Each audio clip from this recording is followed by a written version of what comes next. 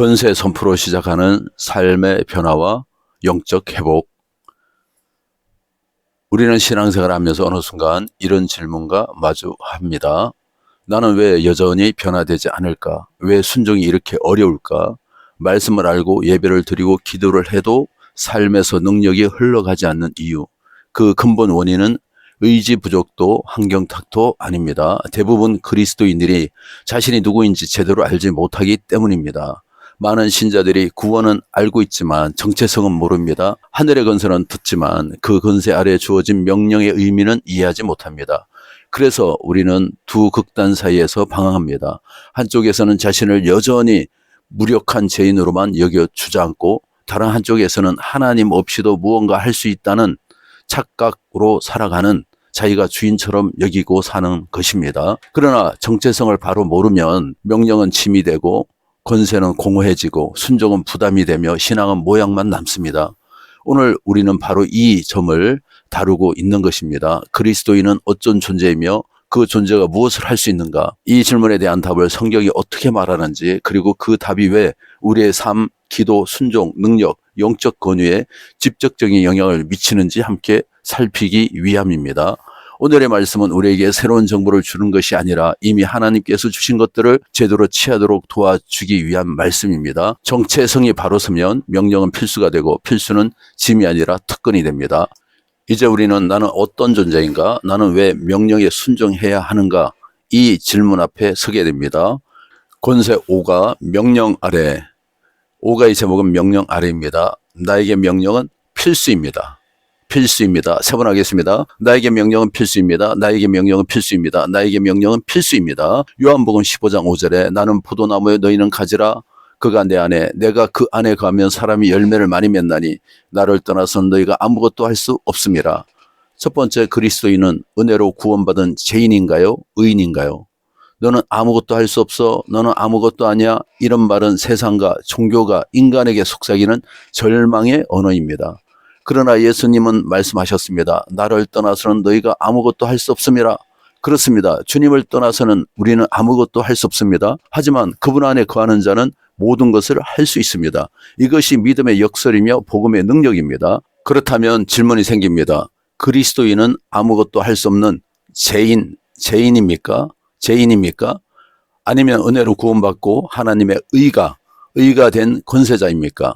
의가 된 권세자입니까? 본문에서 주목할 내용은 떠나서란 말입니다. 그리스도인이란 그리스도 안에 있는 자입니다. 그는 예수님을 떠나서는 결코 존재할 수 없습니다. 존재입니다. 존재할 수 없습니다. 예수님을 떠난 그리스도인이라는 말 자체가 모순입니다. 그리스도인이 그리스도 안에 있지 않는데 자기가 그리스도인이라고 말하는 자체가 모순이죠. 그리스도인은 그분 안에 있을 때만 존재의 의미를 가집니다. 그렇다면 거듭난 자는 누구입니까? 이미 살아계신 하나님의 영이 그 안에 거처입니다. 거처를 삼은 자입니다. 주님이 우리 안에 계신 거예요. 하나님 영이 너희 안에 있지 아니하면 너는 하나님의 사람이 아니라고 로마서 8장에 말씀하고 있습니다. 그는 더 이상 옛 사람이 아니라 하나님의 생명으로 새롭게 창조된 존재입니다. 그러므로 그리스도인은 단순히 변화된 자가 아니라 본질이 새로워진 새로운 피조물입니다. 조금 나아진 게 아니고 완전히 원상으로 회복된 상태를 말하는 것입니다. 온전케 되는 것을 말씀하고 있는 거예요. 그리스도인은 하나님께서 주신 권세를 취할 수 있고 그 권세의 의미를 이해하고 누릴 수도 있습니다. 이해하고 누릴 수도 있습니다. 그러나 여전히 많은 이들이 은혜로 구원받은 죄인입니다 라며 계속 선처를 구하고 시간을 낭비합니다. 그리스도인은 은혜로 구원받은 하나님의 자녀입니다. 그는 그리스도 예수 안에서 하나님의 의가 된 자입니다. 고린도후서 5장 21절 함께 읽습니다. 시작. 하나님이 죄를 알지도 못하신 이를 우리를 대신하여 죄로 삼으신 것은 우리로 하여금 그 안에서 하나님 의가 되게 하려 하심이라. 할렐루야. 인간은 하나님 없이는 아무것도 아닌 존재입니다. 그러나 그리스도인 안에는 그분이 거하시며 예수님의 이름으로 명령할 권세와 능력을 지닌 자입니다. 그는 은혜로 구원받아 하나님께서 인정하신 의인입니다. 저와 여러분은 의인입니다. 이제 그분의 피로 의롭게 된 칭의를 받은 자들입니다. 두 번째, 그리스도인의 명령 아래 있는 것들, 예수님께서 우리에게 주신 권세는 이미 완성된 하나님의 법을 그분의 뜻에 따라 집행하는 것입니다. 우리는 그분이 주신 권위 안에서 명령입니다. 명령할 수 있습니다. 그러나 거듭나지 않은 자가 그 권세를 흉내내어 명령한다면 그 결과는 두렵고 위험한 일입니다. 그 결과가 흥미롭지 않습니까? 자, 사도행전 19장 11절에서 16절 함께 읽습니다. 시작. 하나님이 바울의 손으로 놀라운 능력을 행하게 하시니 심지어 사람들이 바울의 몸에서 손수건이나 앞치마를 가져다가 병든 사람에게 얹으면 그 병이 떠나고 악기도 나가더라. 이에 돌아다니며 마술하는 어떤 유대인들이 시험삼아 악기 들린 자에게 주 예수의 이름을 불러 말하되 내가 바울이 전파하는 예수를 의지하여 너희에게 명령하노라 하더라. 유대의 한 제사장 스게와의 7 아들도 이 일을 행하더니 악기가 대답하여 이르되 내가 예수도 알고 바울도 알거니와 너희는 누구냐 하며 악기 들린 사람이 그들에게 뛰어올라 눌러 이기니 그들이 상하여 벗은 몸으로 그 집에서 도망하는지라. 구원받지 못한 한 사람이 귀신을 쫓아내는 바울을 보았습니다. 그는 바울의 행동을 흉내내어 같은 일을 시도했지만 오히려 귀신에게 낭패를 당하고 말았습니다. 왜일까요? 왜이겠습니까? 그는 능력에 원천이 연결되어 있지 않았기 때문입니다. 원천이 바로 주님이에요. 주님과 우리가 연결되어 있어야 우리에게 능력이 나가는 것입니다. 그 능력은 주님께서 우리에게 위임하신 것입니다. 내가 고친 게 아니에요. 내가 쫓아낸 게 아닙니다. 내가 치료한 게 아닙니다. 내가 이룬 게 아닙니다. 그분이 하신 겁니다. 세상에도 귀신을 제어하거나 몰아내는 것처럼 보이는 일들이 있습니다. 그러나 그것은 일시적 현상일 뿐 하나님의 권세에서 비롯된 영적 통치는 아닙니다. 참으로 거듭난 자만이 예수 그리스도의 이름으로 영적 권세를 행사할 수 있습니다. 여기서 더 심각한 문제는 그리스도인들입니다. 그들은 이미 받은 권세를 사용하지 않고 있습니다. 당신은 참으로 거듭난 그리스도인입니까? 성령께서 이미 당신 안에 가시며 오순절에 나타난 동일한 능력 또한 당신 안에 있습니다. 이제 그 능력을 사용하는 것은 오직 당신의 결단에 달려 있습니다. 사도행전 1장 8절 같이 읽습니다. 시작. 오직 성령이 너희에게 임하시면 너희가 권능을 받고 예루살렘과 온 유대와 사마리아와 땅끝까지 이르러 내 증인이 되리라 하시니라. 발전소는 전력을 만들어내는 곳입니다. 그러나 그곳 기술자들이 개인 집에 찾아가 스위치를 켜주지 않습니다. 전력이 이미 공급되어 있어도 스위치를 켜지 않으면 빛은 들어오지 않습니다. 오늘날 많은 그리스도인은 하나님께서 능력과 권세를 이미 그들 안에 두셨음에도 여전히 그것을 달라고 구하며 찾으려 애쓰고 있습니다. 스위치를 켜는 일, 곧 그 능력을 작동시키는 것은 우리의 책임입니다. 우리의 몫입니다. 우리가 해야 되는 거예요. 책임입니다. 당신은 병든 자를 볼 때마다 주어진 이름의 권세로 명령하십니까? 아니면 그 권세를 묶어놓고 있습니까? 아픈 사람이 있는데 왜 그냥 지나치십니까? 그를 위해서 기도하시고 나서는 예수의 이름으로 선포하시기 바랍니다. 아직도 낫게 해주세요라고 구하고 있습니까? 그것은 그리스도인의 명령 아래 있는 것이 무엇인가를 모르고 있는 것입니다. 마치 불이 필요할 때마다 스위치를 올려달라고 발전소에 부탁하는 것과 같습니다. 성령님의 역사를 소멸하지 마십시오.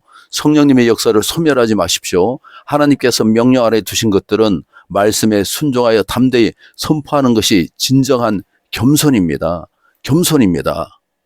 하나님 말씀에 순종하는 것이 겸손이에요. 내가 이렇고 저렇고 할 수 없다고 말하는 자체도 이것은 교만입니다. 하나님이 하라고 하시면 그냥 하는 것입니다. 세 번째, 제자로 사는 것, 성도로 사는 것. 예수님께서는 제자들에게 권능을 주시며 이렇게 말씀하셨습니다. 마태복음 10장 8절 같이 읽습니다. 병든 자를 고치며 죽은 자를 살며 나병한 자를 깨끗하게 하며 귀신을 쫓아내되 너희가 그저 받았으니 그저 주라. 제자는 받은 것을 나누는 사람입니다.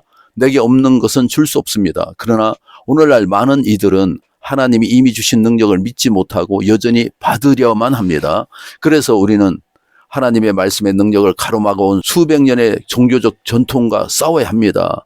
여기서 전통이란 하나님의 말씀보다 인간의 종교적 틀과 해석을 더 중요시하여 말씀의 능력과 생명을 약화시키는 잘못된 신앙의 모습을 말하는 것입니다. 주님께서도 그 시대의 종교적 틀에 갇힌 사람들을 향해 말씀하셨습니다. 마가복음 7장 13절과 14절 같이 먹습니다. 너희가 전한 전통으로 하나님의 말씀을 폐하며 또 이 같은 일을 많이 행하느니라 하시고 무리를 다시 불러 이르시되 너희는 다 내 말을 듣고 깨달으라. 성령을 받은 당신은 단순한 종교인이 아닙니다. 당신은 성도 곧 그리스도인이며 그의 제자입니다. 병든 자를 고치는 것도 묶인 자를 자유케 하는 것도 이제 하나님 말의 몫이 아닙니다. 하나님께서 그 일을 맡기셨습니다. 이제 그 사명은 바로 당신의 몫입니다. 바로 우리의 몫입니다. 바로 나의 몫입니다. 받은 능력을 담대히 취하십시오. 묶인 자를 자유케 하십시오. 능력을 취해야 됩니다. 주님이 주셨다는 확신을 갖는 게 취하는 거예요. 묶인 자를 자유케 하십시오. 이제 그 능력으로 거짓을 물리치며 무너진 곳을 세우십시오. 성도는 하나님 나라를 확장하며 세상의 어둠을 몰아내는 하나님의 도구입니다. 하나님의 도구입니다. 이제 우리는 거듭난 순간부터 성령의 능력으로 기적과 표적을 일으키는 권세자입니다. 권세자입니다. 그러나 기억하십시오. 아무리 놀라운 은사와 능력이 나타난다 해도 그 사람은 여전히 그리스도의 몸을 이루는 하나의 지체일 뿐입니다. 저와 여러분은 지체예요. 그리스도의 몸된 교회의 지체입니다. 독립적인 존재가 아닙니다. 연합해야 되는 것이고 함께 해야 되는 것입니다. 어떤 사람들은 기적과 치료 은사를 마치 특별한 단체나 사람에게서 배워야 얻을 수 있다고 생각합니다. 그러나 성경에서는 은사는 인간이 전수할 수 있는 기술이 아니라 하나님이 주권적으로 주시는 선물입니다. 은사는 선물입니다. 은사 중심으로 살면 안 됩니다. 그걸 통해서 어떤 하나님 일을 할 수는 있지만 우리는 믿음, 소망, 사랑, 하나님의 그 계명 중심으로 살아야 되는 것이지 뭔가 남들에게 보여주기 위한 그런 걸로 사는 것이 아닙니다. 그래서 우리는요, 그리스도의 말씀, 그 본질 중심으로 살아가야 되는 것을 성경은 말씀하고 있습니다. 은사는 배우는 게 아닙니다. 하나님이 주권적으로 주시는 선물입니다. 엘리야를 따랐던 엘리사 역시 사람에게서 능력을 배운 것이 아니라 하나님께서 그에게 2배의 영감을 주셨기 때문에 동일한 역사를 행사할 수 있었습니다. 엘리야가 들림받는다는 소문을 듣고 엘리사는 끝까지 엘리야를 쫓아다닙니다. 마지막 요단 강가에서 엘리야는 엘리사에게 말합니다. 내가 너에게서 데려감을 당하기 전에 내가 무엇 하기를 원하느냐? 엘리사는 말합니다. 당신의 영감이 갑절이 내게 있기를 원합니다. 내가 나를 데려가는 것을 보면 그 일이 이루어질 것이다. 불말과 불수레가 나타나 엘리야를 하늘로 데려가고 엘리사는 그 광경을 직접 목격합니다. 이것이 곧 하나님께서 그의 요청을 승인하셨다는 표시입니다. 돌아오면서 엘리사는 외칩니다. 엘리야의 하나님 여호와 어디 계십니까? 다시 말하면 엘리야에게 능력을 주신 분도 하나님이시고 엘리사에게도 능력을 주실 분이 하나님이시라는 것입니다. 우리는 은사를 쫓는 것이 아니라 은사를 주시는 하나님을 따라야 합니다. 물론 기도 공동체와 함께하는 것은 귀한 일입니다. 그러나 성령 충만입니다. 충만은 특정한 사람에게만 주어진 특권이 아닙니다. 모든 믿는 자는 거듭난 순간부터 성령 안에서 병든 자를 고치고 귀신을 쫓아내며 묶인 자를 자유케 하는 심지어 죽은 자를 살리는 권세와 능력을 받았습니다. 마가복음 16장은 말씀합니다. 믿는 자에게 이런 표적이 따르리니 너희가 귀신을 쫓아내며 새방을 말하며 뱀을 집어올리며 무슨 독을 마실지라도 해를 받지 아니하며 병든 자에게 손을 얹은즉 나으리라. 예수님께서는 우리에게 말씀하십니다. 거저 받았으니 거저 주라. 주님은 우리를 제자로 부르실 때 이미 그 부르심을 감당할 수 있는 모든 것을 주셨습니다. 그러므로 이 명령은 교만이 아니라 겸손하게 순종해야 할 하나님의 부르심입니다. 마지막 함께 읽겠습니다. 예수님께서는 우리에게 말씀하십니다. 거저 받았으니 거저 주라. 주님은 우리를 제자로 부르실 때 이미 그 부르심을 감당할 수 있는 모든 것을 주셨습니다. 그러므로 이 명령은 교만이 아니라 겸손하게 순종해야 할 하나님의 부르심입니다. 우리 함께 고백합니다. 시작. 나는 말씀대로 명령한다. 그 담대함은 교만이 아닌 당연한 것이다. 나는 순종하는 자세로 명령한다. 그 순종은 하나님의 뜻을 이루는 열매가 된다. 나는 제자를 세우는 제자로 살아간다. 나는 명령 아래 있는 것들에게 명령한다. 세분합니다. 크게 합니다. 나는 명령 아래 있는 것들에게 명령한다. 나는 명령 아래 있는 것들에게 명령한다. 나는 명령 아래 있는 것들에게 명령한다. 할렐루야. 여러분 잘 따라오고 계십니까? 날마다 고백하셔야지 이것이 우리의 것이 됩니다. 하나님 우리에게 주신 권세는 결코 특별한 몇 사람을 위한 것이 아닙니다. 그리스도 안에서 거듭난 모든 자에게 이미 주어졌고 우리는 그 은혜 속에서 살아가도록 부르심을 받았습니다. 기도하겠습니다. 사랑의 하나님, 오늘 주신 말씀을 통해 우리가 누구인지 다시 알게 하시니 감사합니다. 우리는 스스로 아무것도 할 수 없지만 그리스도 안에 있을 때 모든 것을 할 수 있음을 믿습니다. 주님, 우리가 은사를 쫓는 사람이 아니라 은사를 주시는 하나님 말을 따르게 하시고 성령 충만을 모든 믿는 자에게 주신 약속으로 붙들게 하옵소서. 거저 받았으니 거저 주라고 하신 주님의 명령에 겸손히 순종하게 하시며 이미 주신 권세를 담대히 취하게 하옵소서. 이 모든 것을 이루실 우리 주 예수 그리스도의 이름으로 기도합나이다. 아멘.